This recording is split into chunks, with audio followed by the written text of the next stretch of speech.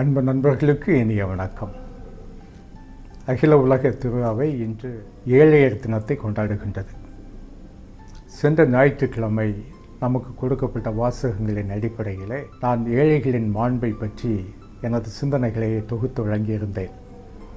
உங்களில் பலர் அதை பார்த்திருக்கின்றீர்கள். ஒருவேளை நீங்கள் அதை பார்க்கவில்லை என்றால், பார்க்க விரும்பினால் அதற்கான அந்த இணைப்பை இந்த காணொளியின் அடியிலே கொடுக்கப்பட்டிருக்கின்ற அந்த விவரக்குறிப்பிலே நான் தந்திருக்கின்றேன். நீங்கள் அதை பார்த்து பயன்பெறலாம்.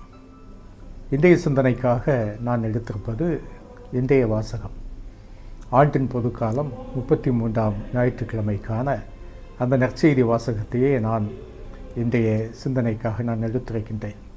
திருவழிபாட்டு ஆண்டின் கடைசி நாட்களை நாம் நெருங்கிக் கொண்டிருக்கின்றோம். எனவே இந்த நாட்களிலே இறுதி நாட்கள் பற்றிய சிந்தனைகள்தான், வாசகங்கள் தான் நமக்கு கொடுக்கப்படுகின்றன. இன்றைய வாசகம் மார்க் நற்செய்தி பிரிவு 13 24 முதல் 32 வரையிலான இறை வாக்கியங்கள். இந்த வாக்கியங்களை உள்ளபடியே சொல்வதென்றால் எளிதில் புரிந்து கொள்வதற்கு கடினமாகவே இருக்கும்.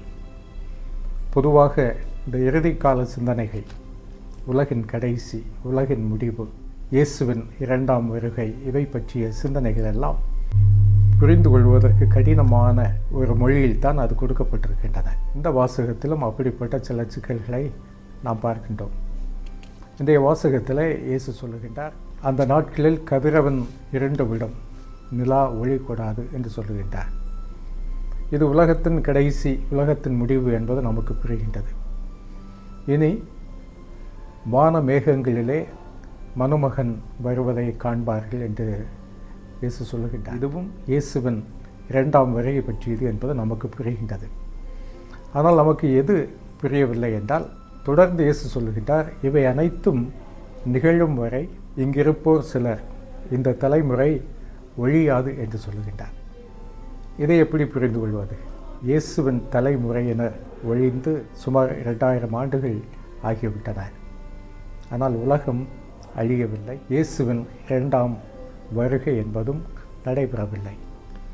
அப்படி என்றால் இயேசு இந்த வாசகத்தின் வழியாக நமக்கு என்ன சொல்லுகின்றார்? இதில் ஏன் இந்த குழப்பம் என்ற ஒரு கேள்விக்கு நாம் பதில் காண முனைகின்ற பொழுது நாம் சற்று விவிலிய ஆய்வுக்கு நம்மை உட்படுத்தி கொள்ள வேண்டும். ஏனென்றால் இந்த இறுதிக்கால சிந்தனைகள் எல்லாமே ஒரு வகையான இலக்கிய நடையை சார்ந்தவை. விவிலியத்திலே நாம் பல இலக்கிய நடைகளை நாம் பார்க்கின்றோம். கவிதைகள், காப்பியங்கள், கதைகள், புதினங்கள், வரலாற்று நூல்கள், ஞான நூல்கள், இப்படி பல்வேறு மொழி நடைகளை நாம் விவிலியத்திலே பார்க்க முடியும். எனவே நமக்கு தெரியும், ஒரு கவிதை அதில் உள்ள ஒரு வரியை ஒரு வரலாற்று நிகழ்வின் வரியோடு நாம் ஒப்பிட்டு சொல்ல முடியாது. வரலாற்று நிகழ்வுகள் ஃபேக்சுவலாக இருக்கும், அது நடந்தவற்றை சொல்லும். கவிதை என்பது மிகைப்படுத்தி சொல்லும், உயர்வு நவர்ச்சியணி அங்கே இருக்கும். இப்படி ஒவ்வொரு நடையும் அதன் பாணிகளிலே தனது செய்திகளை அவை சொல்லும். அப்படி பார்க்கின்ற பொழுது இன்று நாம் வாசிக்கின்ற இந்த வாசகம் இறுதி கால இலக்கிய வகையை சார்ந்தது. அப்பாக்கலிப்டிக் லிட்ரேச்சர் என்று சொல்வார்கள். இதை நாம் பழைய ஏற்பாட்டிலும் இந்த இலக்கிய வகையை பார்க்க முடியும், புதிய ஏற்பாட்டிலும் பார்க்க முடியும். பழைய ஏற்பாட்டிலே தானியேல் நூல் இந்த வகையை சார்ந்தது. புதிய ஏற்பாட்டிலே திருவழிபாட்டு நூல் அல்லது காட்சியாகமும் இந்த இலக்கிய வகையை சார்ந்தது. இது பெரும்பாலும் சொல்ல வந்த செய்தியை நேரடியாக சொல்வதில்லை. பல்வேறு உருவகங்கள், பல்வேறு விதமான சங்கீத மொழிகளிலே அது தண்டிய செய்தியை சொல்லும். எனவே தான் திருவழிபாட்டு நூலிலே நாம் பார்ப்போம், பல கொம்புகளை கொண்ட, பல தலைகளை கொண்ட விலங்குகள், அரக்க பாம்பு, இப்படியெல்லாம் பார்க்க முடியும். அதுபோல் இது எந்த காலகட்டத்தில் வருகின்றது என்றால், மக்கள் பெரும் துன்பத்தை அனுபவித்து கொண்டிருக்கின்ற ஒரு தேசிய அளவிலான ஒரு நெருக்கடி, ஒரு அடக்குமுறை, ஒரு கலாபனை, இந்த காலகட்டத்தில் தான் இந்த இலக்கியங்கள் தோன்றுகின்றன. எனவே அடக்கி ஆள்பவன் மிகப்பெரிய ஆற்றலாக இருக்கின்றான். அவனை பேர் சொல்லி குறிப்பிட முடியாது என்பதால் பல அடையாளங்களால், உருவகங்களால், பல்வேறு விதமான அடக்க முடியாத விலங்குகளாக சித்தரிப்பார்கள். அதே போல் வானத்தின் கோள்கள், சூரிய சந்திரன்கள், விண்மீன்கள், இவையெல்லாம் எவ்வளோ ஆற்றல் மிக்கவை. அப்படிப்பட்ட ஆற்றல் மிக்கவர்களாக இவர்களை அவர்கள் சுட்டி காட்டுகின்றார்கள். இந்த இலக்கிய வகையிலே, நடையிலே நாம் பார்க்கின்ற இந்த வானத்தின் கோள்கள் அல்லது இந்த விலங்குகள், இவை எல்லாமே அடக்கி ஆளுகின்ற ஒரு அரசு அல்லது அடக்கி ஆளுகின்ற ஒரு மன்னன் அல்லது இந்த உலகத்தையே ஆட்டி படைக்கின்ற தீமையின் மொத்த உருவமான சாத்தான், இவைகள்தான் அடையாளமாக கொடுக்கப்படுகின்றது. இன்றைய வாசகத்திலே ஆண்டவர் இயேசு கதிரவன் இரண்டு விடும், நிலா ஒளிக்கூடாது என்று சொல்கின்ற பொழுது, இந்த பிரபஞ்சத்திலே நாம் பார்க்கின்ற இந்த கோள்களை பற்றி சொல்வதாக நாம் நினைக்க வேண்டிய அவசியம் இல்லை. இவை அடையாளங்கள். கதிரவனைப் போல, நிலாவைப் போல ஆற்றல் மிக்க இவர்கள் வீழ்த்தப்படுவார்கள் என்பதுதான். இனி மக்கள் நம்பிக்கை இழக்கின்ற காலங்களிலும் இந்த இலக்கியங்கள் தோன்றியிருக்கின்றன. பொதுவாக இஸ்ராயல் மக்களின் வாழ்க்கையிலே நாம் கடவுளுடைய வாக்குறுதி பற்றிய ஒன்றை நாம் பார்க்கின்றோம். கடவுளுடைய வாக்குறுதி என்ன ஆயிற்று? ஆபிரகாமை அழைத்தார், உனக்கு ஒரு நாட்டை தருவேன் என்று சொன்னார். மோசேயிடம் சொன்னார், இதுதான் உனது மக்கள் நுழையப் போகின்ற நாடு என்பதை காட்டினார். யோசுவாவின் காலத்தில் அந்த நாடு கைப்பற்றப்படுகின்றது. ஆனால் அதற்கு பின் தாவீதின் காலத்தில் அது ஒரு உச்சத்தை அடைகின்றது. ஆனால் சாலமனுக்கு பின்னால் அந்த நாடு இரண்டாக உடைகின்றது. எந்த ஒரு நாடு மக்களை ஒன்றிணைத்து ஒரு புதிய சமுதாயத்தின் ஒரு அடையாளமாக இருக்கும் என்று கடவுள் கனவு காண்கின்றாரோ, அந்த நாடு தங்களுக்குள் சண்டை போட்டுக்கொண்டு இரண்டு நாடாக பிரிகின்றது. வடக்கே இஸ்ராயல் என்றும் தெற்கே யூதா என்றும் இரண்டு நாடுகள். ஆனால் இந்த நாடுகளாவது நிலைத்ததா என்றால் அதுவும் இல்லை. கிமு 721ஆம் ஆண்டிலே அசீரியர்கள் படையெடுத்து வருகின்றார்கள். வட நாடான இஸ்ராயலை துவசம் செய்கின்றார்கள். அந்த நாட்டை ஒன்றுமில்லாமல் ஆக்கி விடுகின்றார்கள். அப்படி ஒரு நாடே இனி இல்லை என்றாகிவிடுகின்றது. அதற்கு பின்னால் பாபிலோனியர்கள் 586 படையெடுத்து வருகின்றார்கள். பாபிலோனியர்கள் இப்பொழுது யூதேயா மீது படையெடுக்கின்றார்கள். யூதேயா நிர்மூலமாகின்றது. எருசலேம் ஆலயம் தரைமட்டமாகின்றது.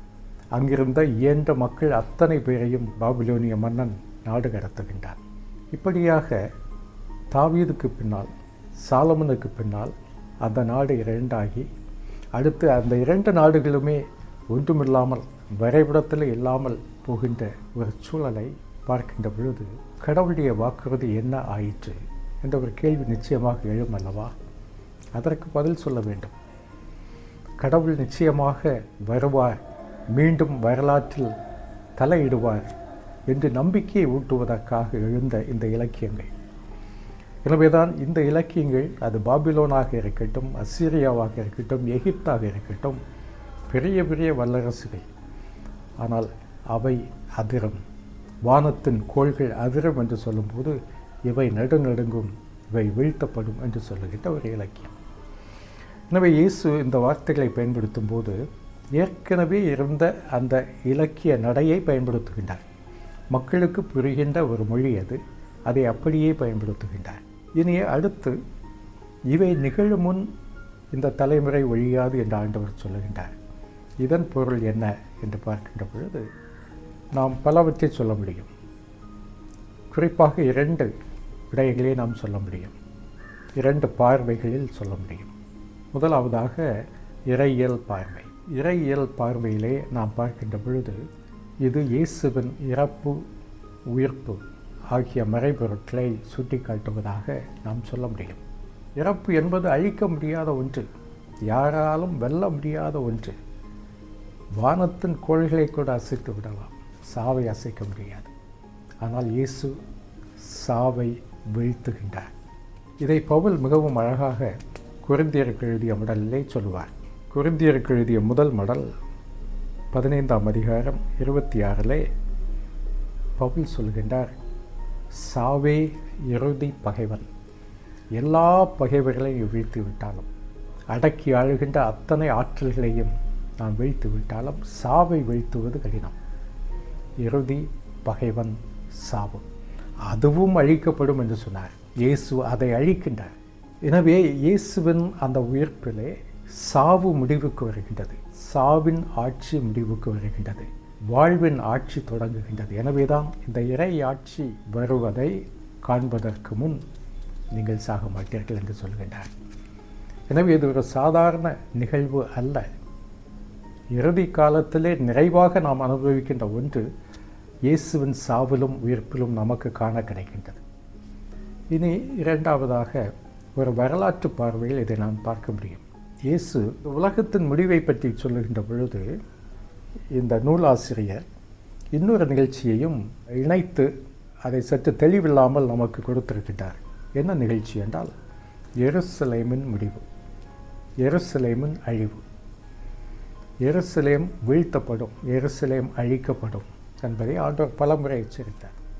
இயேசுவின் காலத்துக்கு பின்னால் ஒரு 40 ஆண்டுகளிலே கிபி 70வது ஆண்டில் எருசலேம் தேவாலயம் முற்றாக இடிக்கப்படுகின்றது. மக்கள் செத்து மடிந்தார்கள். ரோமானியர்கள் படையெடுத்து வந்து அந்த நாட்டையை இல்லாமலாக்குகின்றார்கள்.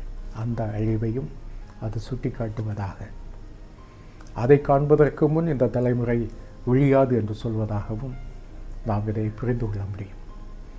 எனவே இயேசுவின் இறப்பு உயிர்ப்பிலே மிளர்கின்ற அந்த இறையியல் வெற்றி, இறையியல் பேராண்மை, இனி அரசியல் ரீதியாக தங்களுக்குள்ளே பிளவுபட்டு போன ஒரு சமூகம் எப்படி வீழ்த்தப்படுகின்றது என்பதையும் நாம் பார்க்கின்ற பொழுது, எல்லாவற்றுக்கும் மேலாக கடைசி நாட்களிலே கடவுள் ஆட்சி செய்வார், அவர் எல்லாவற்றுக்கும் மேலாக இருப்பார் என்பதை காட்டுகின்ற அந்த ஒரு உண்மையும் நமக்கு சொல்லப்படுகின்றது. எனவே இன்றைய வாசகம் நமக்கு சொல்லுகின்ற உண்மை என்ன என்றால், இறுதியில் வெல்வது நீதி, அநீதி அல்ல. வாழ்வின் இறுதி என்பது சாவு அல்ல, வாழ்வின் தொடர்ச்சி. அனைத்தையும் ஆழ்வது அன்பு, பகைமை அல்ல. எதிர்மறை சிந்தனைகள், எதிர்மறை சக்திகள், ஆற்றல்கள் எல்லாமே வீழ்த்தப்பட்டு நீதி வற்றாத நதி போல் ஓடுகின்ற ஒரு புதிய ஒரு உலகு என்பதுதான் இந்த நற்செய்தி வாசகத்தின் ஊடாக புதிந்து கிடக்கின்ற உண்மை. இனி ஆண்டவருடைய 2ஆம் வருகையை பற்றி சொல்கின்ற பொழுது மிக தெளிவாக சொல்கின்றார். அது எப்போது நடக்கும் என்று யாருக்கும் தெரியாது. ஆண்டவரின் வருகையை பற்றி கணிப்பதற்கு நமக்கு எந்த உரிமையும் இல்லை. ஏனென்றால் அது இயேசுக்கே தெரியாத ஒன்று. எனவே இயேசுக்கு தெரியாத அல்லது இயேசு தெரிந்து கொள்ள விரும்பாத ஒன்றை பற்றி நாம் இன்று பரவலாக பேசிக்கொண்டிருக்கின்றோம். இயேசு இந்த நாளில் வருவார், இந்த ஆண்டில் வருவார், இப்படி எத்தனை கணிப்புகள். அப்படி கணிப்பது கடவுளுக்கு நேரம் குறிப்பது போல அது ஒரு பாவச் செயல். ஆண்டவர் வருவார் என்பது வெளிப்படுத்தப்பட்டிருக்கின்ற ஒரு உண்மை. அந்த வருகை நாள் எப்படி இருக்கும் என்பதை நாம் தொடர்ந்து சிந்திப்போம். ஆனால் இன்று கொடுக்கப்பட்ட இந்த வாசகத்திலே நாம் புரிந்து கொள்வதெல்லாம், வாழ்க்கையிலே துன்பங்கள் நிச்சயமாக இருக்கும், தீராத நோய்கள், தாங்க முடியாத வலிகள், ஓயாத பிரச்சனைகள், குடும்பத்திலே வீசுகின்ற புயல்கள், இடர்பாடுகள், இப்படி என்ன நடந்தாலும் எல்லாவற்றுக்கும் ஒரு முடிவு உண்டு என்பதுதான் இன்றைய வாசகம் நமக்கு தருகின்ற செய்தி. இவையெல்லாம் முடிவுக்கு வரும் என்று சொல்கின்ற பொழுது ஏதோ ஒரு மாயத்தினாலோ மந்திரத்தாலோ இது நடக்கும் என்று அல்ல. அவற்றை எதிர்கொண்டு சிலுவையாக ஏற்றுக்கொண்டு தொடர்ந்து பயணிக்கின்ற பொழுதுதான் இது நடைபெறும். இருள் சூழ்ந்த பள்ளத்தாக்கிலே நான் நடக்க நேர்ந்தாலும் நான் பயப்படேன், நான் அஞ்ச மாட்டேன் என்று சொல்லுகின்ற உறுதி. எங்கும் இருட்டான ஒரு சுரங்கப்பாதையிலே தட்டு தடுமாறி நடந்து கொண்டிருக்கின்றேன். முன்னே என்ன இருக்கின்றது எது தெரியவில்லை.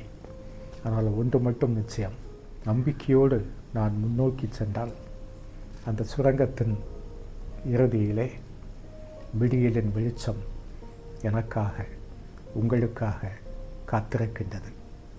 நன்றி.